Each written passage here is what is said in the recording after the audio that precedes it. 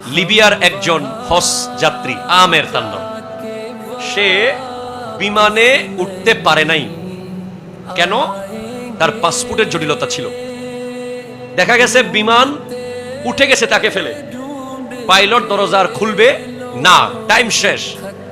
কিন্তু বিমান মাঝ আকাশে গিয়ে দেখতেছে ট্রাবল শুরু হয়ে গেছে, বিমানের মধ্যে গোলযোগ শুরু হয়ে গেছে, ইমার্জেন্সি ল্যান্ড করাইতে হইছে বিমানের সমস্যার কারণে। ল্যান্ড করার পরে ইঞ্জিনিয়াররা সবকিছু দেখে চেক করে দিয়েছে, এবারও আমেরকে তোলা হয় নাই। ইতোমধ্যে এয়ারপোর্টের যারা দায়িত্ববান তারা বলছে, ভাই আপনার নসিবে বোধহয় এবার হজ নাই, যান আপনি বাসায় চলে যান, ভবিষ্যতে কোনোদিন যাবেন। তিনি বলতেছেন, না, আমার বিশ্বাস যে আল্লাহ আমাকে মক্কাতুল মুকাররমা কাবাঘর তাওয়াফ করাবে, আমার বিশ্বাস আমি নবীজির রওজায় জিয়ারত করতে পারবো।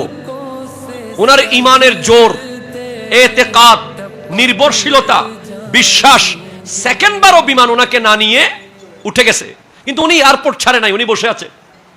ওনার পাসপোর্ট জটিলতা কিন্তু ঠিক হয়ে গেছিল, টাইম দেরি হয়ে গেছে যে মূলত। এরপরে আবার বিমান উপরে উঠে দেখে ঠিক আগের জায়গায় গিয়ে আবার ডিস্টার্ব শুরু।